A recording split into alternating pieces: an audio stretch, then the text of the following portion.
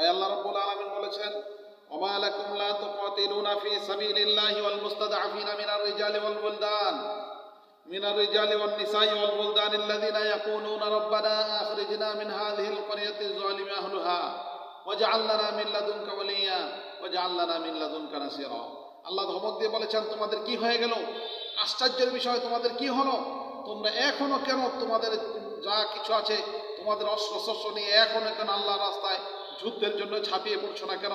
তোমরা কি দেখতে পাচ্ছ না তোমাদের পাশে কিছু অসহায় নারী এবং পুরুষ, কিছু বৃদ্ধ মানুষ, কিছু অসুস্থ মানুষ, নারী এবং পুরুষেরা, ছোট ছোট বেগুনা মাসুম বাচ্চারা আত্মচিৎকার করে আল্লাহর কাছে আর্তনাদ জানিয়ে দিচ্ছে, হে আল্লাহ, এই জালিমদের হাত থেকে আমাদেরকে বাঁচাও, এই সন্ত্রাসীদের হাত থেকে বাঁচাও, আমাদেরকে এখান থেকে কোনো একটা নিরাপদ জায়গায় নিয়ে যাও, অথবা আমাদের জন্য তুমি তোমার রাস্তার ন্যায় ইনসাফপূর্ণ সমাজ প্রতিষ্ঠার জন্য একদল কর্মী পাঠাও, কিছু নেতা পাঠাও, কিছু যোদ্ধা পাঠাও, আমাদের জন্য কিছু সাহায্যকারী পাঠাও।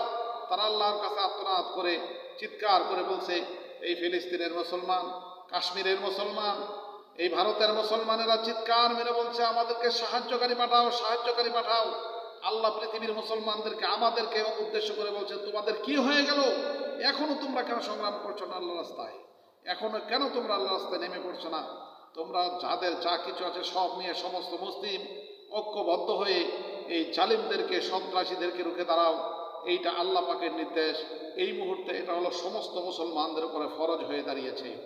বাংলাদেশে আপনারা বিগত 16টি বছর আলেমুল আমাদের উপরে নির্বিচারে অত্যাচার, নিপীড়ন, নির্বিচারে হত্যা দেখেছেন। এই হত্যাযজ্ঞের একটা অবসান ঘটিয়েছে একটা বিপ্লবের মধ্য দিয়ে। ভারতেও একটা বিপ্লব ঘটাতে হবে। ভারতের মুসলিমদেরকে বলছি, আপনারা ঐক্যবদ্ধভাবে একটা অঙ্গ রাজ্যে এসে, একটা প্রদেশে এসে একটা দেশ মুসলমানদের জন্য স্বাধীনতার ঘোষণা করুন, কাশ্মীরকে স্বাধীনতার ঘোষণা করুন। আর সমস্ত বিশ্বের মুসলিম নেতাদেরকে বলছি, ফিলিস্তিনের মানুষের জন্য ঝাঁপিয়ে পড়ুন, অস্ত্র দিয়ে, সৈনিক দিয়ে ফিলিস্তিনের পাশে দাঁড়ান। এই মুহূর্তে যদি ফিলিস্তিনিদের পাশে দাঁড়িয়ে ইসরায়েল, বিশ্ব সন্ত্রাসী কুখ্যাত ইসরায়েলকে যদি পৃথিবী থেকে উৎখাত করে দেওয়া না যায়, তাহলে মুসলমানদের অবস্থা আরো বেশি করুণ হবে, আরো বেশি ভয়াবহ দাঁড়াবে। মুসলমানদের অবস্থা খুব বেশি করুণ অবস্থা চলে আসছে। এজন্য সবাইকে ঐক্যবদ্ধভাবে, কারো কোনো রক্তচক্ষুকে ভয় করা যাবে না, রাঙ্গা চক্ষের পশ্চিমা পরাশক্তিকে ভয় করা যাবে না। সমস্ত মুসলমান এক হয়ে ফিলিস্তিনিদের পাশে দাঁড়ান, কাশ্মীরের পাশে দাঁড়ান। ইন্ডিয়ার যেই কুখ্যাত সন্ত্রাসী মোদি বাহিনীর বিরুদ্ধে রুখে দাঁড়ান। আজকে মুসলমানদের একটা বিপ্লব হবে, মুসলমানদের একটা বিজয় হবে। আল্লাহ রাব্বুল আলামিন কোরআনে ঘোষণা করেছেন, কদ আফলাহাল মুমিনুন।